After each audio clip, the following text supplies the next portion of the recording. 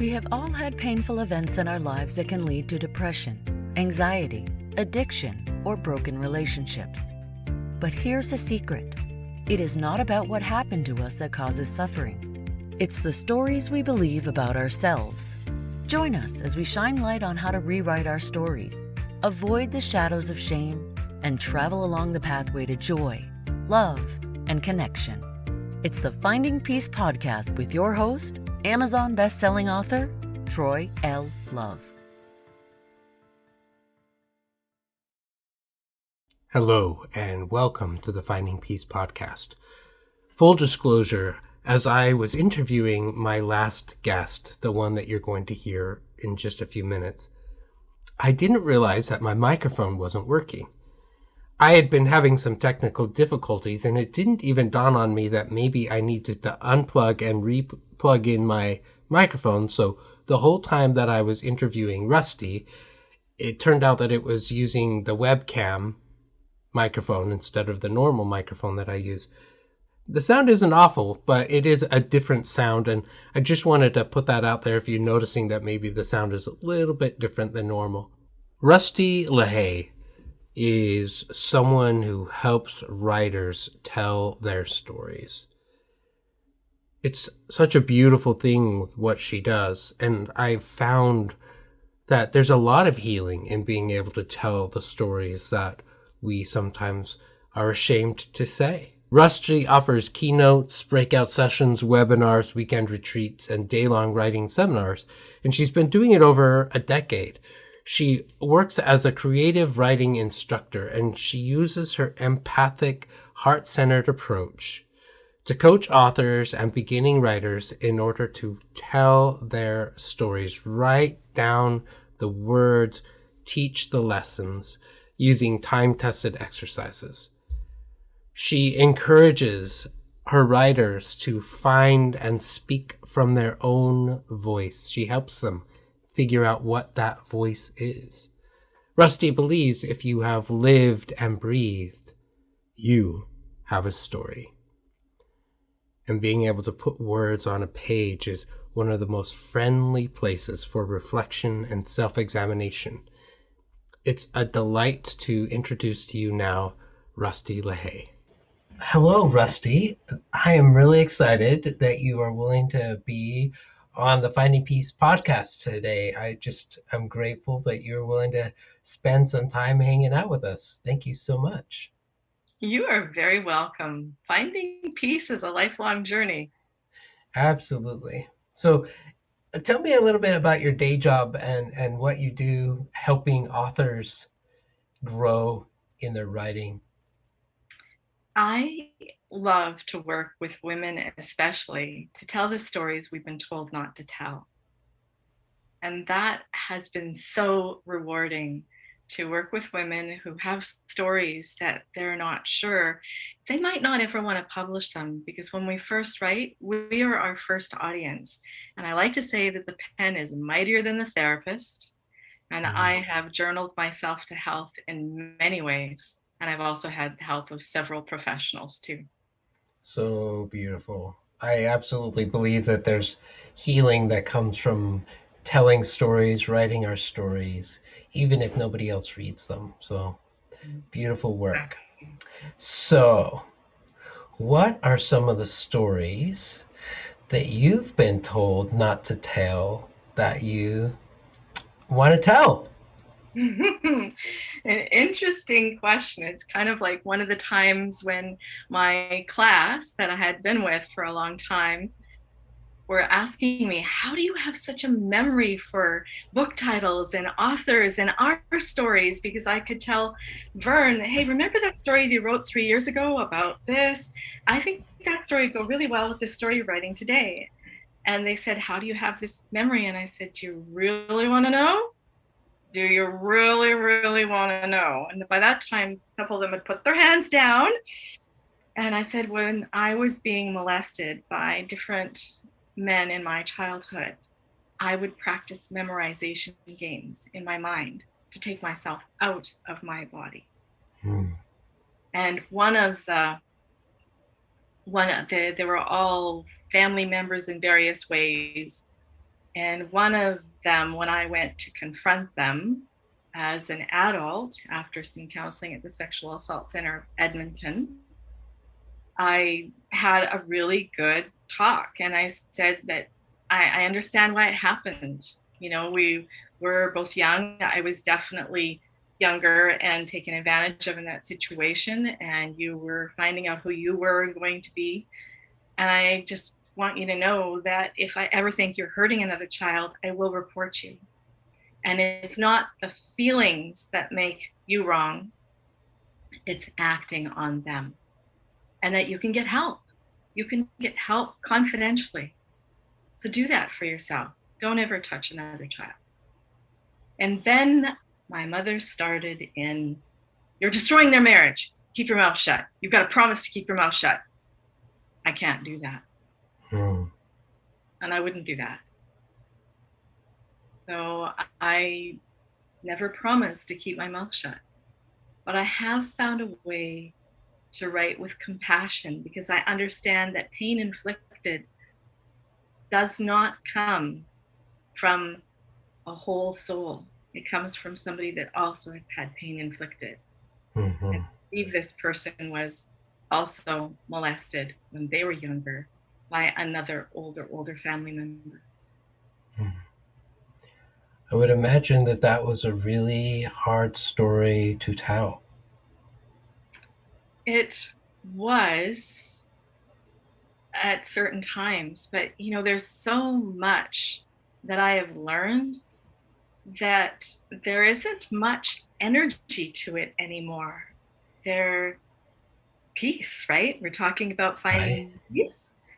And the peace is in understanding that it didn't happen to me to make me a victim the rest of my life. Mm-hmm. It happened. And you know what? The stories we tell, like maybe it is a story that I tell myself that I have this fantastic memory and it serves me when I work with authors. Is there any harm in that story when it gives me power over the past? Mm. There are stories that cause harm, and I think there are stories that free us. So if this is a story I've told myself and I found freedom in it and I found peace in it, I can't find any blame in that.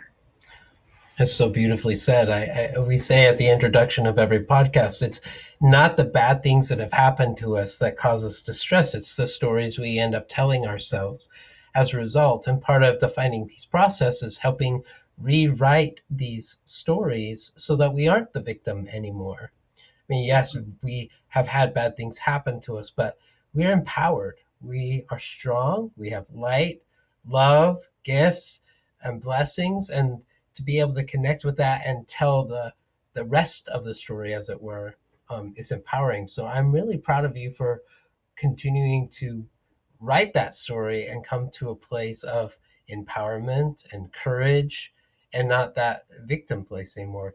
That's beautiful. Thank you, Troy. You know, you just mentioned blessings, and there was a little old lady that lived across the road from me when I was a child. We moved to that farm when I was 2. And because we were in between the school lines, the one bus for that town was over there too far, and the bus that would take us to the other town, we're in between, was just about 300 yards from my driveway to the corner. And so my siblings had to walk past Mrs. Ladd's house to catch the bus. And I would toddle across the field and she'd be watching for me and she'd go, "Don't cross the road, honey, don't cross the road. I'll come and bring you a cookie." And she made these molasses cookies that were as big as a bread and butter plate and in her coal and wood stove. And I just loved those cookies. I mean, what child wouldn't, right? And then when I got older, I could cross the road and I could go have tea with her. And then when I went to school, every morning she was there waving, and every afternoon she was there waving me in for tea and cookies. I come from a family of coffee drinkers. They're hardcore coffee drinkers, and by night they drank the harder stuff. But I have never drank coffee, ever. She taught me how to drink tea. And she's one of the reasons why I'm alive because she just had that unconditional love, and it was that safe place no matter what was happening in school, no matter how badly I was bullied. But you know, Troy, just 3 weeks ago in the shower, I all of a sudden laugh because I figured out why Mrs. Ladd gave me soap for every birthday, every Christmas, every Valentine's, every Halloween, cat-shaped soap. I realized, and it goes back to being bullied. And that I listened to one of your stories about how you told the stories about the witch in your basement. I grew up with a coal furnace. And like you said, coal is filthy. It's absolutely filthy. We'd open up the big hatch of the trap door, the coal truck would drop the coal in, all the dust would be flying everywhere. And when my brothers left the farm and my mother's back couldn't lift the coal, it was my job to lift the coal buckets and pour them into the hopper of the furnace. And without running water until I was 9, and then without hot water, it was not a really pleasant thing to wash up before going to school. I never realized that until this one bully took me by the shoulders in gym class and put me in front of the mirror and showed me my neck that was splotched. Like, imagine without the cracks, a dry desert, and the way that the desert, or the way the ground is, with all these little splotches or whatever, little octagons like things, not exact. And that was what my neck looked like, with coal dust and dirt. And I was a dirty child. And just 3 weeks ago, that's why Mrs. Ladd gave me soap. She loved me anyway. And it was also the stories we tell ourselves that we don't even know, because when I've read this, and I know it from my own experience, that when we're molested as children, we feel dirty. There's something wrong about it because it's not talked about. Hush, hush, or don't tell anyone. And like, we know it's wrong, and we take on the blame as the victim. And my mother played a part in that too, because she would talk about girls being promiscuous, and so she perpetuated that story throughout my years, even as a younger adult, when she would tell stories about things that had happened in town, and she goes, those girls, so even then, in my early 20s, there was still the guilt. And then when I oh my goodness, this one, grade 7, after elementary. And that was when the bullying was the worst. In grade 7, they got a little cooler. They weren't calling me names anymore, but they were, every now and then they'd push somebody into me, and then they'd pretend that they couldn't touch that person because they had fleas. But all through elementary, it was flea bag, don't touch the flea bag. In grade 7, my mother made me go back to the elementary school Christmas concert, and I snuck out to go to the bathroom, and I destroyed a teacher's classroom. I broke chalk, I spilled tempura paint powder and glue on it, and I gouged desks and chalkboards and turned things upside down, whatever I did. And I lied about it for weeks. And I got away with the interrogation from my mother and the school principal. And the anger that I must have had at that time. But my mother kept on telling me she would know if I was lying. And I still got away with it. The statute of limitations on school vandalism, not sure, but I think I'm okay, because there was just so much anger in me about all the things that had happened. And then when I was 29, and my mother was going to go to Saskatchewan with her sister, and we knew that her sister's son-in-law was in jail for molesting his own children. And the details you do not need to know, some things you can never unknow. And she was going to take my son with her to Saskatchewan. And I was okay with that as long as it was her and her sister. But then I found out that her sister's grandchildren were going to come. And I told my mother no. It was the first time I had ever talked back to my mother at 29 years old. And I was bike riding in Edmonton just past dark, and it was starting to rain. And I was one of those crazy people that are yelling and swearing at the top of their lungs to themselves. Oh, I was not saying very nice things about my mother. But I realized that, wait a minute, she made mistakes. Because she used to tell me, when you're raising children, you never admit you made a mistake. And I went, that means that if she made mistakes with me, she never admitted them. She made mistakes with me. And all these revelations came in the moment that I said no to her. Wow. In the moment. Such an empowering story to learn how to say no. Yes. Yeah, no. It's not a word that came easily to me. I think it was shortly after that I would put the big green letters on my phone and say no, because you can change a no to a yes, but you can't change a yes to a no that easily. Not with grace and integrity anyway. Right. No.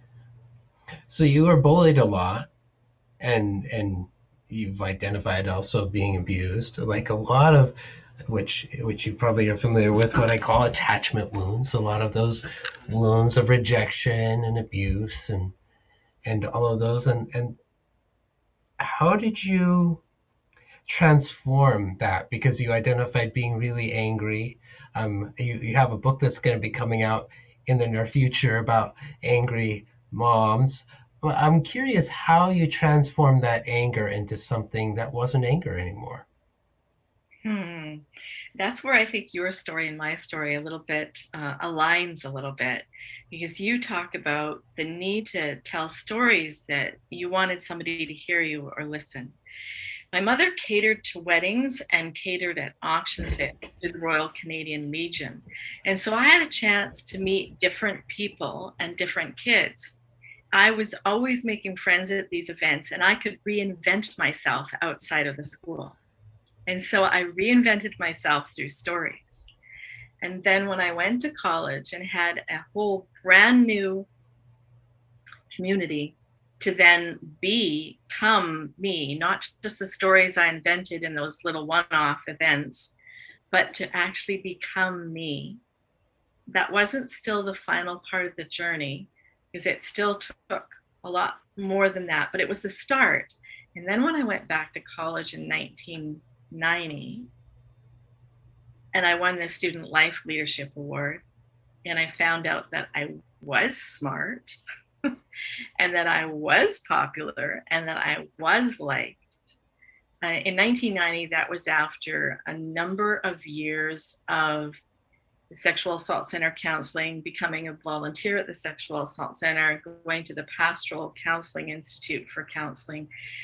And a little bit of healing can make a person talk a lot about things that other people aren't that comfortable with. Right. In the hallway of that college, a whole bunch of us were sitting there, and me, I'm the mature student, 30, and a number of them are like, 18, 19, and we're talking. And I casually mentioned that I was molested as a child.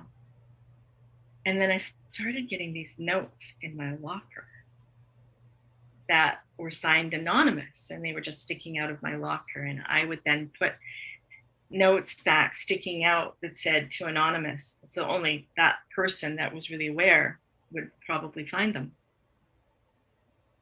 Turned out that my story freed her to be able to talk about it, because her first note was, how can you talk about that with such peace and acceptance? And I realized that I have a mission to free other people from the guilt and the shame. I have a responsibility to not be a holder of secrets, and to free other people to tell their secrets that are holding them back. And because of that, and the friendship, and the starting a college publication there, and winning the Student Life Leadership Award, when I went to do pastoral counseling and become a chaplain intern at the Royal Alexandra Hospital, I was telling the story about how I'd been bullied. And my supervisor, as you know, in one of your other stories, you said, I have nothing to heal or nothing to work on. I don't have work to do. And so I'm telling the story of how I'd been bullied. And my supervisor sits up and goes, that doesn't show up in any of your behavior or any of your appointments or whatever. Like, how did you heal that? Because he didn't see it. Like, he was very astute. He caught me in other things that I still needed to do. Oh yeah, definitely there was other work I needed to do. But I said, it was because I was able to reinvent myself and all those little one-offs. And then in Grant MacEwan, when I first went to college straight off the farm, not quite completing it. And then after the counseling and going back to King's College as a mature student, and finding out people liked me for who I was. That was really healing, really profoundly healing. And I hadn't realized that that was the trail that it took. But until he went, how did you heal that? I went, yeah, how did I? Yeah, sometimes you don't even recognize that the healing has happened, but no, you were able to overcome that rejection wound and realize that there are a lot of people in the world who love you, who are grateful for you, are your friend. Mm-hmm. True. And all the other part too that was in there was because that was between 1978, leaving school, then the college and marriage and divorce, and then going back to school in 1990. But it was 1988 that was the 10-year high school reunion, where I went back to tell all of the kids there why they bullied me. And my niece says, and that's probably why they've never had another high school reunion, because or I've never been invited to any of the other ones. And I'm okay with that. Yeah, I hear you. I went back to my high school reunion and it was okay, but not, yeah, just different. I went to school with the same kids from kindergarten through grade 12, except for the last half when I went to graduate somewhere else. And I told them that, I told them somewhat gently, I think, but probably bluntly, is that when my dad died early in grade 1, they needed to make me different, because they didn't understand that my father had PTSD, that he was much older when I was born, that he was living a very unhealthy life. They didn't understand any of that because they all had, the normal age of parents. My parents were already grandparents. I already had a nephew that was a year and a month older than me when I was born. And I said that you needed to make me different. And so I understand that. And then I also felt different. I could never recover from that because I felt different because I was being molested. So if any of your children are being bullied or any of your children are being bullies, it might be a chance for you to stop some of that right at the get-go, or to recognize those signs. And so, yeah, that was probably a bit heavy for a high school reunion. Well, I'm glad you had a voice and could say it. So if there's somebody who has a story that maybe they have not been allowed to tell, or they've been terrified to tell, what do you say to them? That you are your first reader. You can rip out the pages from your journal and burn them if you wish. Burn them under a full moon. Take them and drown them in little bits of pieces of paper, rip it up, flush it down the toilet. Do whatever you want with it, but write it for you. You are your first audience. And we're all beginners when we face the blank page. In fact, maybe we're all beginners at life each day when we wake up and put our feet on the floor. Just write and give yourself that chance to do that. There's one of the authors I worked with that she went to, I don't know how many counseling sessions in her book she talked about where she couldn't say a word. And then the counselor gave her a journal and she wrote and she wrote and she wrote and she wrote. And then she would come to the counseling sessions and she could see that there was some writing in there, but she couldn't read them. And after 5 counseling sessions, the counselor said, "May I read it?" So even then, when you are afraid to talk, your journal can be your best friend. It's a private place. And if it's not safe in your own home, find a friend to leave it with. Find somebody that you feel safe with. That was how I left one relationship, as I had a false email address that was not a false one, but a pseudonym one that was a different password, a different browser, there was no trail. where I could write things to women friends to keep myself aware and awake of what needed to be changed in the relationship. And that was a lifeline then too. So sometimes letters were my lifeline, but my journal, I have boxes of journals. And if nobody ever reads them, that's okay. They got me to where I am now. And still, when I have some conflicts, I turn to my journal pages and I write. There's something profound about writing, and I don't know exactly what it is, but being able to take what's in our mind and in our heart and putting it on paper, even just like with a pen and paper. Not that there's anything around typing on a computer, that's great too, but there's something profound about just taking a pen, writing in a journal, being able to close the book when you're done. There's just something so simple and yet so profound about that, and healing when we take advantage of that. And it sounds like that was your experience. It certainly was. And there's science to prove it now, too. I mean, not only do we remember 80% of what we write by hand and only 20% of what we key in, but Dr. Caroline Leaf on Impact Theory show with Tom Bilyeu, about 38 minutes into the recording, if you don't want to listen to all of it, she talks about exactly what happens in our brain when we write by hand. And then there's another place that I heard, and I don't know the science about it, but I heard that the vibrations of the pen on the paper calm our parasympathetic nervous system. That's beautiful. I did not know that. Thank you for sharing that. The other part that strikes me, Brene Brown talks a lot about what she calls the SFD, and I'll edit it for the podcast, but the crappy first draft, but you get what the S is, the crappy first draft. She says we all have one, and it's okay. There's nothing shameful about having a crappy first draft. Write it out. We can edit it, we can change it, we can craft it, we can do whatever, but just get it out. Get it out from what we've been carrying around in our heart and in our head and put it on a piece of paper. It might be messy, it might not be pretty, but that's okay.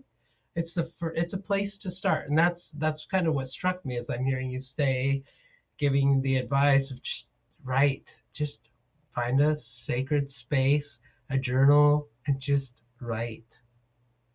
Absolutely. That's my signature saying too, is to trust your first draft, because your body knows what needs to come out and when you start writing.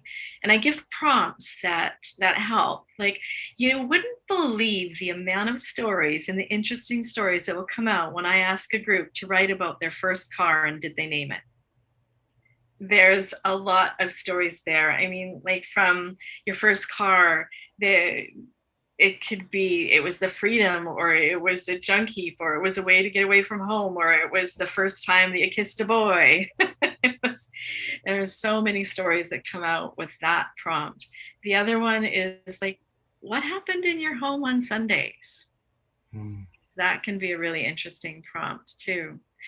And then there is this one woman that I absolutely loved her. She's no longer with us, and she wrote this amazing book in her 80s.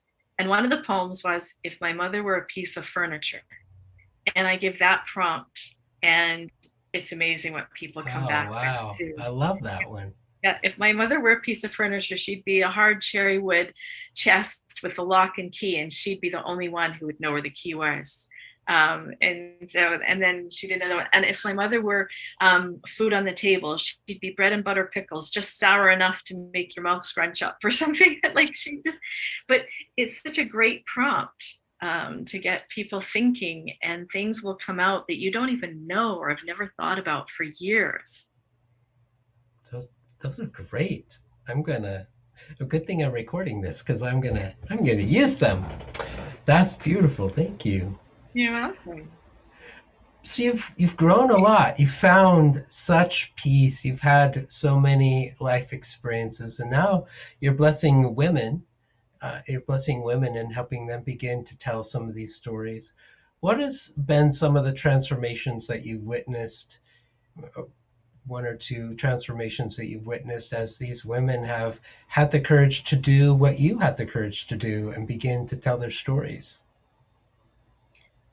they become a healing light for other women. There is the woman that I went to college with, she is guiding light for other women to discover their sexuality. She came out as gay a couple of years after, and one of the other women was not always a woman. She became truly herself when she went through the transgendered operation procedure.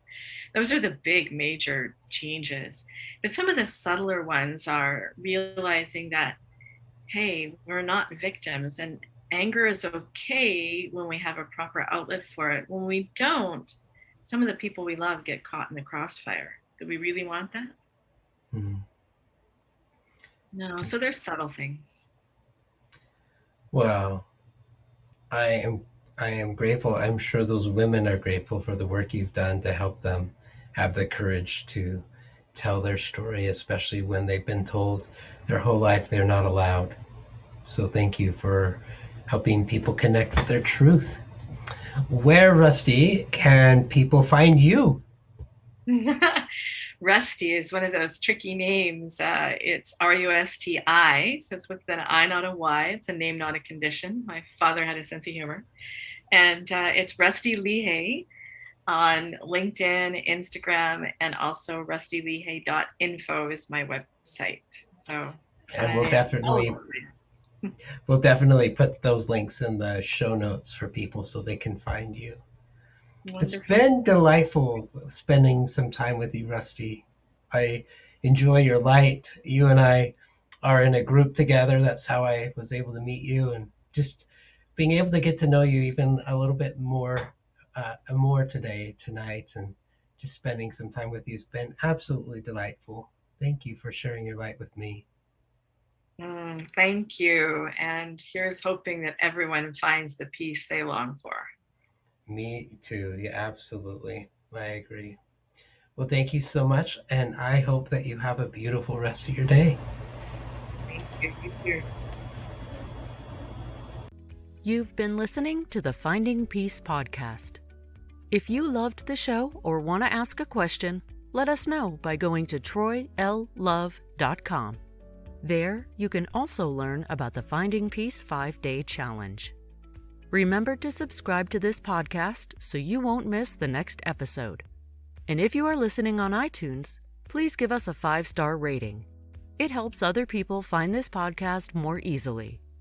Thank you for spending part of your journey with us. Copyright Finding Peace Consulting.